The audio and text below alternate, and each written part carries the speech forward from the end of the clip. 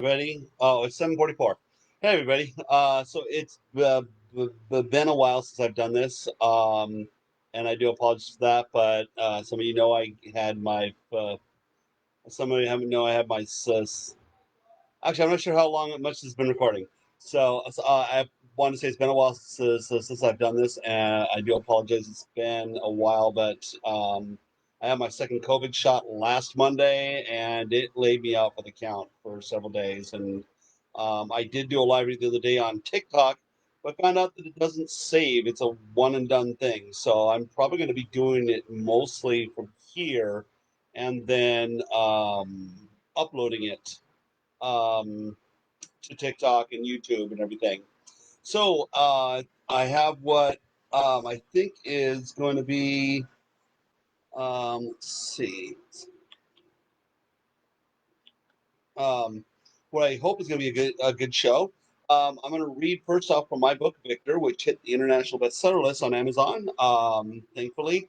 It's the prequel to P. Mattern's book, The Vampire Princess Trilogy series, of which the author herself, I'm going to reading, saving her book for last. I'm reading from her book, Vampire Picnic, as well as some authors I haven't read from in a while, so I'm really excited about this. And William Joseph's new book, um, it keeps telling me that the frame rate's too low. Current key frame rate is too low. Recommended key frame rate is in range every 2 to 4 seconds. Um, everyone, if there's, let me know if this is going too slow or anything. I can't really tell on this end. Let's see 1 second here.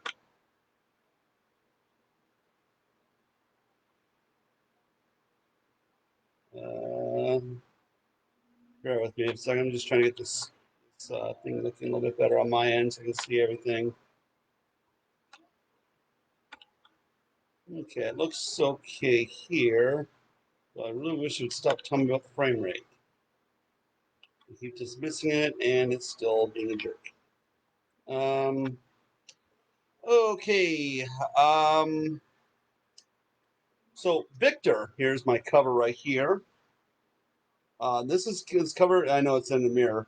Was designed by C.D. Gorey, another author who's a really amazing. So thank you, C.D. Gorey. And I'm gonna go ahead and get started. I read part of chapter 1 the other day. I'm gonna read chapter. Um, I'm gonna skip to chapter 2. This is where some of the action really gets started.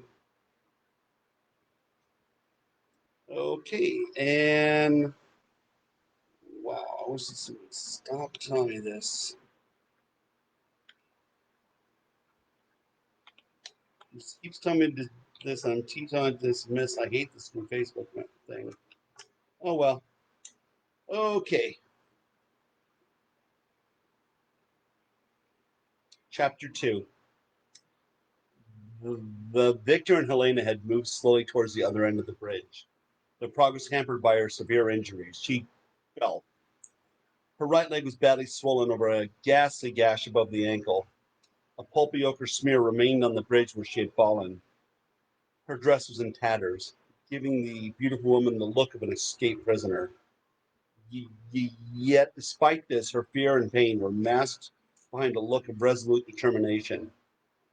Victor still had a strong hold upon her wrists, but pragmatically had loosened his grasp. His tugs upon her weaker, if not gentler. His glances back towards her held concern and affection, which contrasted with the heartless demeanor she had seen moments ago. This, in turn, seemed to inspire Helena to press onward. His discomfiture assuaged, Victor slowly returned his attention to directly ahead, his eyes once more holding an intense, fevered study of the bridge. Despite the need for an alacrity of movement, he was conscious of the scarcely restrained sobs of his companion, so he slackened his pace to minimize the twinges that jolted her. The final tower near the entrance to the bridge, loomed before him, at first glance almost rising out of the river below. He came to an abrupt halt, this awkward pause causing Helena to pitch forward with a sudden wail of hellish torment. Her main leg had revolted against the sudden and violent stop, and her cry was forced from her throat. Victor expressed a mix of disdain and revulsion at her weakness, but she did not see it. before she had fainted. Her eyes held a marked peace, and for the briefest of moments, he thought her dead. He noted the rise and swell of her lungs. She lives then, he muttered. She will be a hindrance in this endeavor, one I cannot risk. Soberly, he reached down to the hilt of his sword. He felt a peculiar jolt travel up his arm. It was a charge that felt at once both icily cold and yet was blisteringly hot.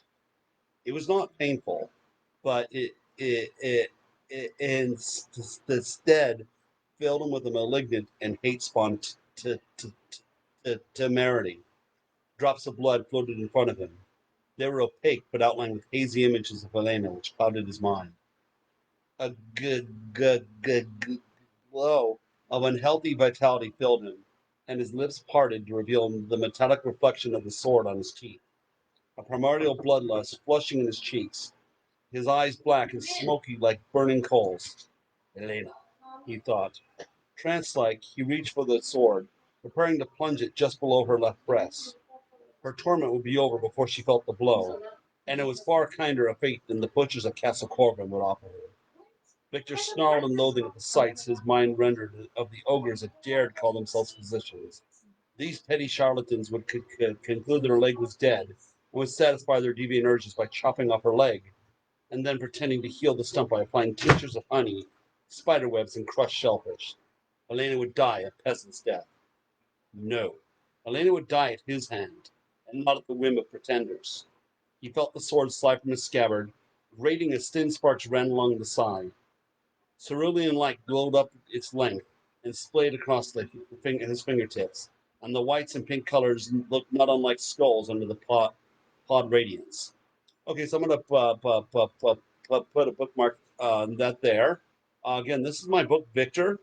If anyone's interested, hey, Mama Peng, I have 10 copies of this now, 10 paperbacks of this now that anybody wants to buy. If you want to buy an autographed copy, I believe, including shipping, it would be $20. Don't quote me, but that's about what it would cost me for for the book itself, as well as for me to ship it to you. So let me know if anybody's interested. Just drop me a message. My wife posted the link for the book itself on ebook and paperback. But again, I have 10 paperbacks if you like, and it's a nice sized book, not too big, and easy to stick in a bookshelf. So let me know. Okay, and the next book I have not read for a while is The Phoenix Host. I read the last time I read this live was actually in 2019. I'm kind of embarrassed. I love the writing, got a great cover, and Christy Miller, C.K. Miller, is a great author. So I do apologize for going so long between reading her wonderful book here. And I just realized I have not opened up my Kindle, so bear with me for a second. Come on, Kindle.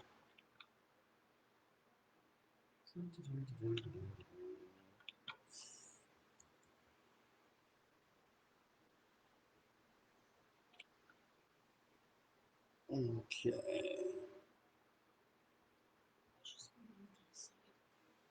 Huh? It's not on me. So, okay. Oh, my wife shared the link. Great. Okay, so I'm just waiting for my Kindle to open here.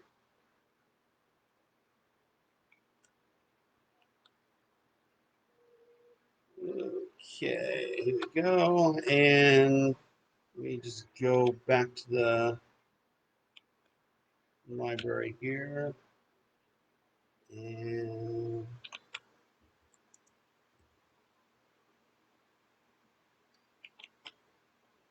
okay, sorry. Okay. So I haven't read from this in a long time, so I'm going to go ahead and start at the beginning.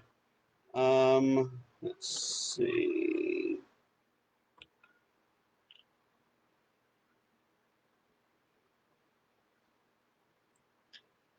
Okay, so this is the Phoenix Host book, one of the Fire saga.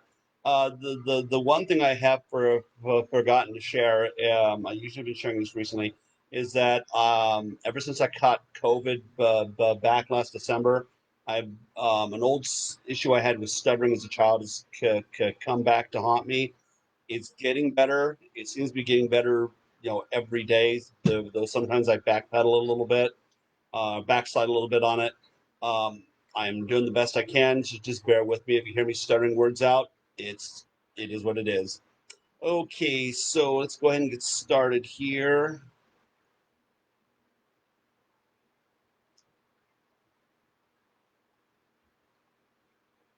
The Chapter 1, the Durham Keep. The warning blare of a great horn bellowed through the sleeping city. Torches and lanterns flickered to life under the light of the full moon, while shouts of confusion and fear erupted across the seaside. A red tumble of curls appeared in one of the several arched windows that hugged the tower. The sturdy garrison standing on the cliffs gave the woman a full view of the black water reflecting the light of the moon. Her brows narrowed as her eyes swept across a mass of sails. A fleet of starships. A fleet of stalwart ships. Sorry about that. Intruding on the scope of the ethereal sea. A chill crept down her spine as she instantly recognized the black paint that tainted the pearly cotton. The depiction of two black sea serpents with dagger-like spines cascading down their sinuous backs was none other than the dreaded crest of the Leviathan pirates. She whirled to her soldiers. "To the docks!" He roared at them. "Defend the harbor! Don't let them through!" A flaming harpoon launched from the leading pirate vessel. It slammed into the one of the sleeping ships in the marina with a thunderous boom. But black smoke billowed as a torrent of fire erupted, consuming the mast and sail as if it were fueled by magic. The lambent flames roiled from the wood and illuminated the shoreline to reveal an army of stealthy pirates already teeming across the docks like a plague of locusts. It was too late. Dread clutched at her heart as she grabbed her own sword, intended for battle. She moved to follow her soldiers from the chamber, but but but but but but before she could exit the circular tower, a choir of eerie voices slid into her mind. She froze. "The city will not stand this time, my queen," they said. Startled, she looked down at the crimson jewel that hung about her neck when it flickered with light. The heirloom brightened against her chest as the voices continued. "In times past, your ancestors pledged their lives to me, a sacrifice, if you will. Without the detriment, I would not have the power to help you." She glanced back to the expanse of open windows lining the wall of the circular tower. Their skillfully crafted position allowed her to see the entire city. The docks were burning as fiercely as the wild ginger curls on her head. The Leviathan pirates ravaged the marina and moved into the city as her people ran across the streets in terror. Streams of firelight from torches and lanterns were wormed through the alleyways of the metropolis towards the safety of the garrison. Even if they made it to the stronghold, the city would be lost if her soldiers could not reclaim the wharf. "I would need another sacrifice to help you," the voices continued. "What?" the queen asked credulously. The crimson jewel glowed brighter, casting a red glow across her features. "As the phoenix rises from its ashes, so shall I be reborn. You are of my seed, and therefore my ashes. Be a willing sacrifice for my cause, and I will save your people." As the horror, as if a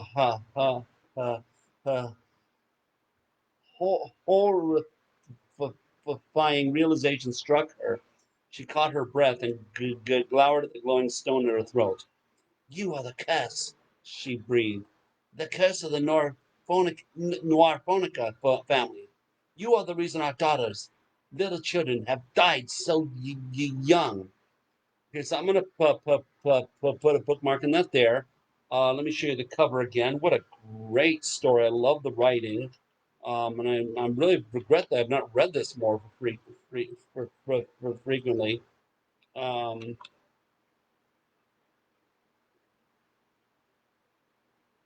There's The Phoenix Host by C.K. Miller, Krista Miller. Again, the link is above if you want to check it out. She has this. I'm pretty sure this book has a sequel. I can not remember the title. I think it's the Leviathan something. Oh, well, Christy, share the link if you would, or name the title so people can check it out. Um, the next one is The House on the Hill, and this is a new release by fellow CHBB author William Joseph. Um, I also read from his book frequently. I think it's a Vultures and Kings, which is a children's book. Trying to give you a good angle here to see the cover, but this is called The House on the Hill by William Joseph. Um, and actually, honey, you shared the. That's probably my mistake. But the House on the Hill link, shared Vampire Picnic. Okay. My bad. But there's Vampire Picnic. You'll be able to see that later. But let me go ahead and while I'm here, my wife will fix my mistake, and let me pull up House on the Hill. And my apologies for that. Let's see. Alexa, stop. Okay, so here's The House on the Hill. Again, this is my first time reading it. It's a new release. And here we go. Oh, it says published in 2018. I thought this was a new release, but maybe it's an older book. Well, it's still going to be one I'm going to look forward to reading because William Joseph is an amazing author. To all who have ever thought they were alone in the room, you're not. To all who have ever thought they saw something from the other side, you did. To all who have ever thought they were mad, you are. Nice. Monsters are real and ghosts are real too. They live inside us and sometimes they win. Stephen King. Chapter 1. As much as I tried to resist it, knowing that I wasn't, alone in my room, I yawned. Happy 17th birthday, Casey Marie Aspen. Ugh. My eyes weren't even open yet, but with that yawn and a single twitch of movement, they knew I was awake, and they wasted not a single second. My mother glided over and sat on the bed beside me. Happy birthday, baby. She then leaned over me and planted a big wet kiss on my forehead. Mwah! Mom, I'm not even awake yet. Oh, she replied. Looks like I'll have to give you another then when you get out of bed, sleepyhead. I know it's a Saturday, but it's 10:30. Oh my God! I wish I could sleep past 10 o'clock. Wish I could sleep past 6 o'clock. Really. Your mother is right, Casey. You can't sleep your birthday away. Dad jumped in, then walking over to my blinds and opening them. No! I shrieked, rolling over and grabbing one of my fluffy pillows and burrowing under it. Come on, sleepyhead, Dad said again. With a slight grunt, I felt him pull the covers off both me and the bed in a single motion. I not only had my sleep interrupted, but now I had my sheets taken away and was left with only my pillows. Hopefully not her dirty pillows. That's a Carrie reference. I curled into a ball, trying to hide. Uh, uh, uh, uh, Unsuccessfully under my pillow, but I was not a little girl anymore, and my parents weren't leaving my room anytime soon. I caved, throwing my pillow at Dad, but missed him completely. Ah, there she is, he replied, then letting out his loud and obnoxious yet entertaining laugh. I just wanted to sleep a little longer. How late were you up? Asked Mom. Not too late. I just couldn't sleep, I said. Mom's expression turned to suspicion and panic as she then quickly put her hand on my forehead to check if I had a fever, but I felt fine. Are you getting sick? No, Mom. I'm fine, really. Is it the dreams again? She asked, continuing to pry. Of course you would bring those up. My night terrors is a baby that I never grew out of that turned into hallucinations if I didn't stay on my medication. I hadn't had an episode in months. A smiling and laughing pink gorilla in a tuxedo eating bananas in the corner of the kitchen during breakfast was surely just as ridiculous looking as it was real. Leave her be, hon. There's no need to bring that up on her birthday. She said she's okay, so she's okay. I'm just checking on her. She quickly snapped back to Dad, who rolled his eyes and turned to head out of my room, but stopped in the doorway. You know, typical mom stuff, she said as she turned back to me with a smile on her face. I just sat and stared at her, now sitting on my bed with my legs crossed and my feet beneath my pajama pants. Well, I'll leave you to get dressed, or not. It's your birthday, but we do have some nice things planned for you if you'd know. Happen to find yourself coming downstairs anytime today? I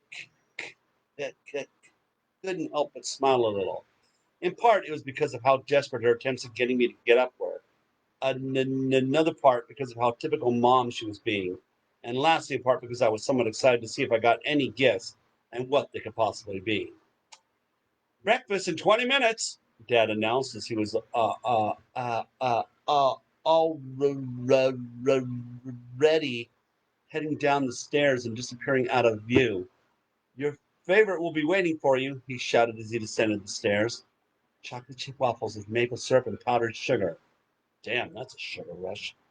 I'll be down in 10, I shouted back. Mom let out a chuckle as she stood up and walked over to the door, placing her hand on the doorframe before turning back to look at me. You can talk to me about anything.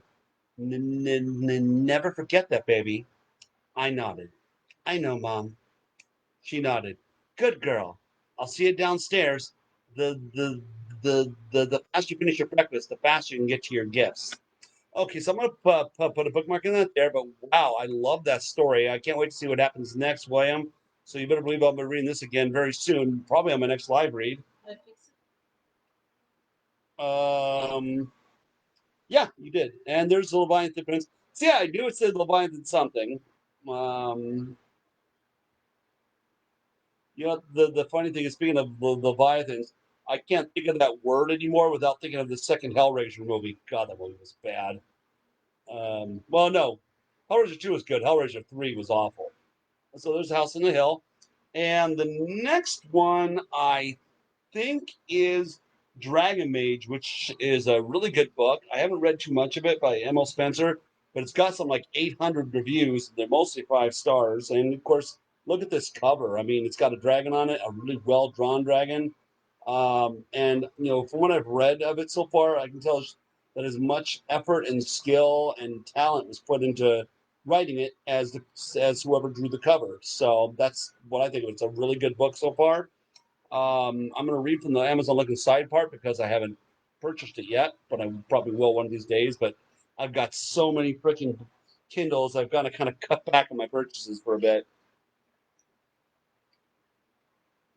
But anyways, it's also available on paperback, hardcover, and audiobook for $6.95 with an Audible membership, which is not a bad deal. So I'm gonna have to check that out too.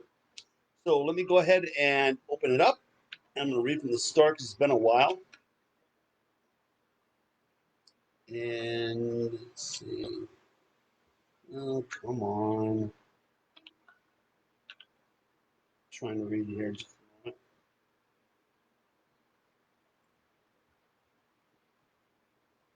moment.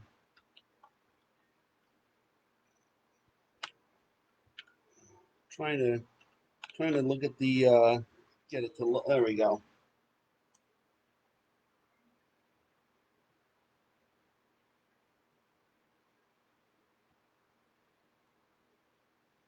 Okay, here we go. Chapter 1.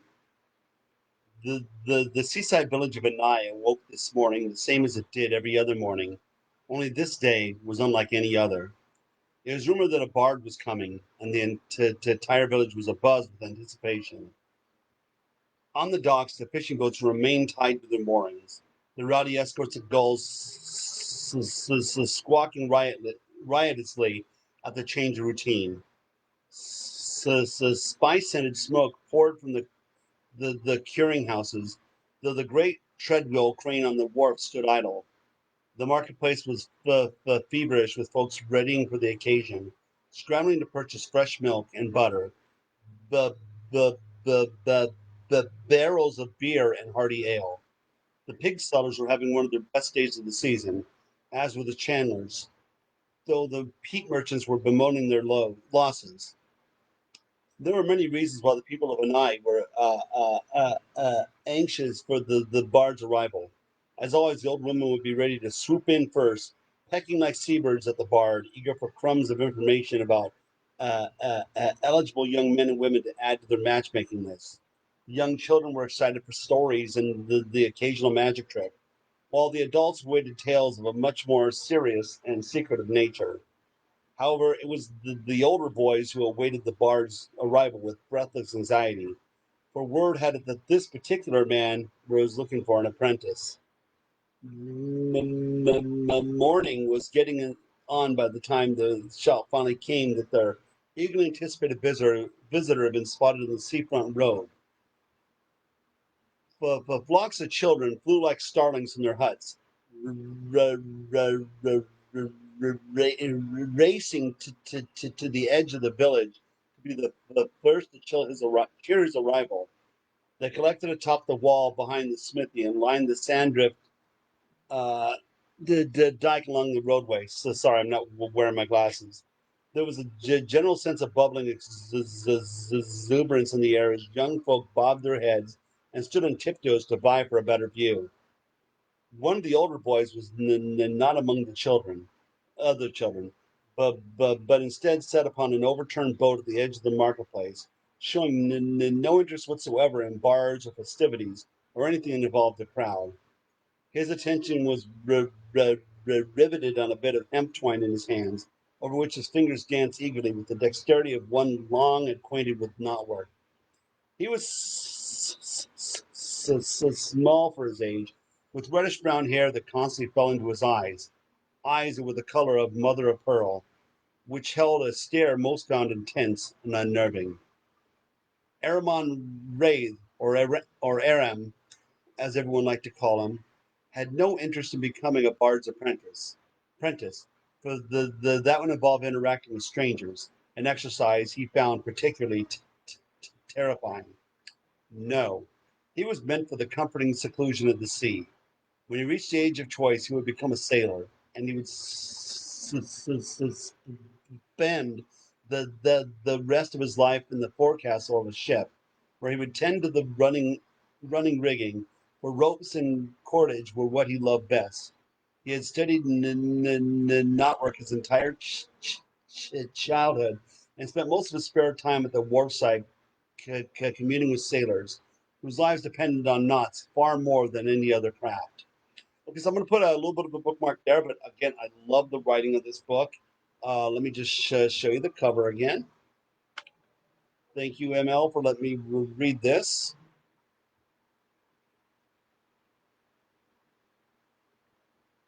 What a great cover, great writing. Okay, and the next book is The Elite Wizard Games, I think. Am I right? By Gina A. Watson. This is a really good book, so I'm going to pick up where I left off last time I read this, which was the other day. And let's get going on that. Just bear with me. Let's see.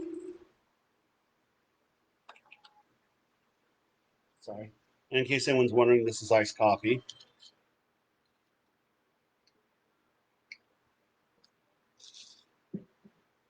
Okay. What was your name in guild again? She asked sweetly. Melanie Atax, and I'm from the Standard Guild Inferno Serpents. Sorry, we've had a few people impersonating competitors. We need to make sure. I nodded to the woman and followed her to my room. The inn was small, but inside was beautiful. It was filled with beautiful artwork hanging on the walls, and in the foyer was a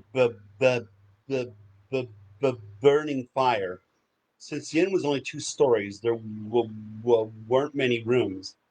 The lady led me down a small hallway on the first floor, then turned left down another.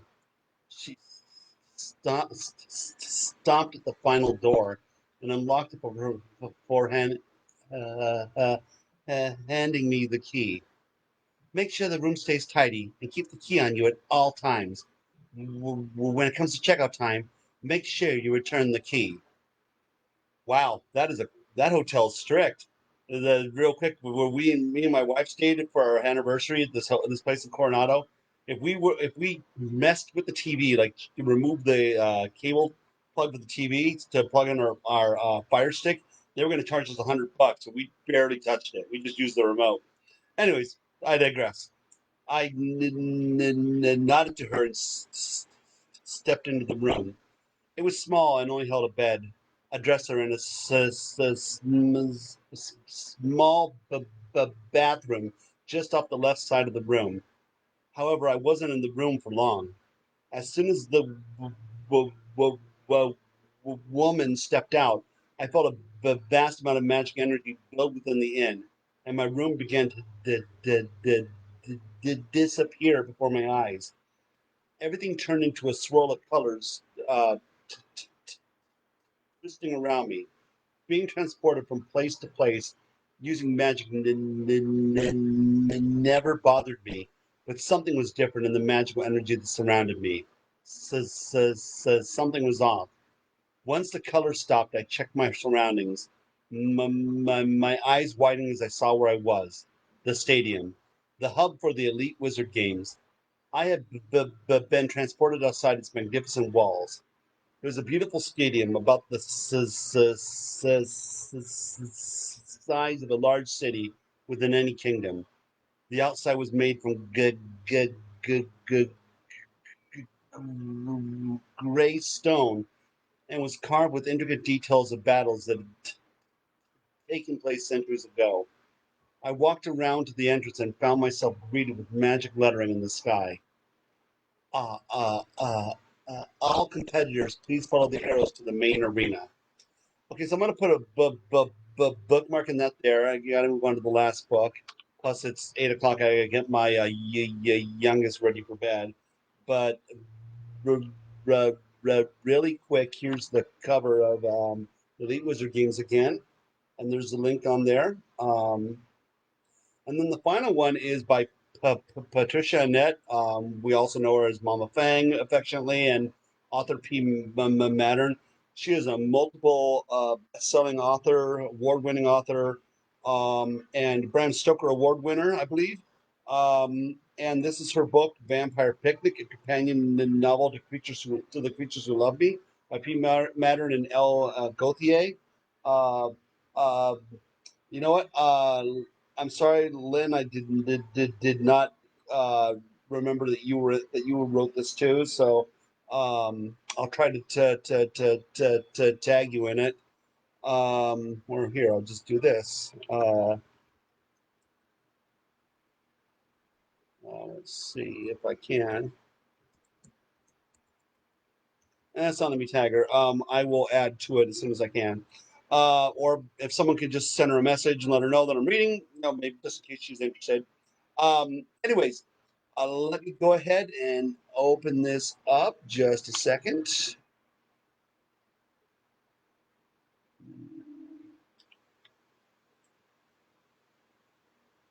Okay, so here we go. And this is another brilliant CHBBB novel. I've yet to read a CHBB novel that did not rule, so including mine. Okay, and preface. It wouldn't be a picnic without vampires. I've never been a fan of picnics, even as a kid. Why humans would want to carry perfectly good food outside to share with the ants and flies has always been a puzzle to me. Not to mention sunburn, sweating, lugging heavy ice chests and picnic baskets to the perfect spot, and the inevitable issue of trash disposal. No wonder nature hates us. But I have to admit that a picnic in the moonlight is an entirely different thing. Magical, otherworldly, mesmerizing, especially if your companions are vampires. Chapter 1, Ham Sandwich. Prefer French dip myself, but just saying. A picnic isn't a picnic without vampires. Angel finishes, focusing his dark eyes on mine. His nearly black eyes and brows are in contrast with his silver blonde hair, which he wears a little past his shoulders. His gaze is beyond persuasive. It is mesmerizing. I can tell he isn't trying to fully seduce me into agreeing with him. His magnetic power is set on low because he respects me enough to want me to make my own decisions. I make them even without the influence of this human-like equivalent of the Venus flytrap. Vampires have powers of persuasion like no other phylum of creature. Believe me. In the past few months I've spent with my Aunt Ava, the only surviving relative I had left after my parents' accident in their Cessna, I had learned a great many things, and that was one of them. The other one, the bigger one, was that all of us who are human have been born into a much more complex and mysterious world than we have been taught to believe. If it hadn't been for mudslides, so tra-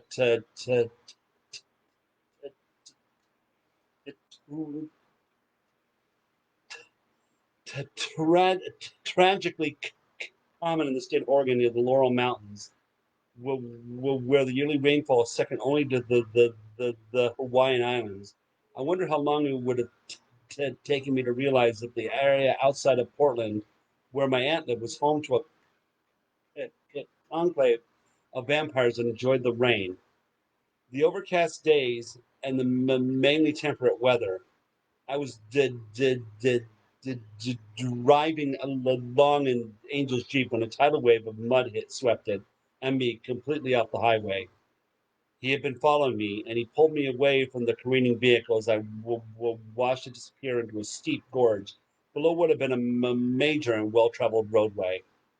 If vampires didn't have flying abilities, which they considered to be more like hovering abilities, but whatever, I would have ended up broken and lifeless in the gorge, instead of clinging to him at the very top of a pine that had been too massive for the mud to topple.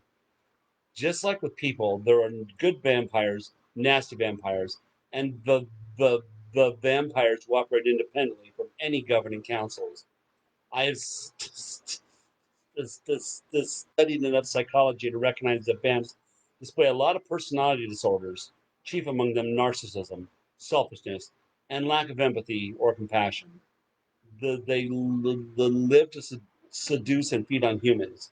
They're smart killing machines, and they're generally unstoppable, except by other vampires. The V-net vampires, like the ones I've grown to know, are ecologically minded in that they only hunt humans within certain structures.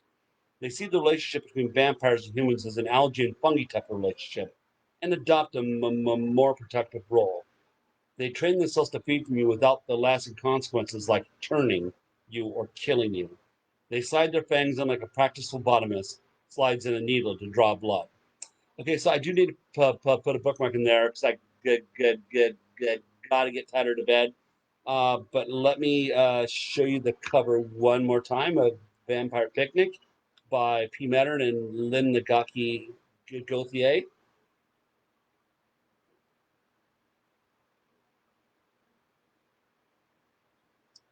And I'm going to go ahead and wrap this up. Just a reminder, I usually remind people this. If you are an author and will want me to read from your book, just let me know. Those people that have tuned in pretty much all know that I don't ask for anything for this. You don't have to send me a free book. I don't ask for any payment or anything. This is just something I do for fun, and it helps with my public speaking abilities, which, as you've noticed, are a little bit of a struggle of late. But again, if you want me to read your book, just let me know. Send me a private message here. You can message me on TikTok if you're listening to it there, and I'll be glad to make it happen. Anyways, time to wrap it up. I hope you guys all have a nice night. Thanks for joining us, and I'll see you next time. Bye bye.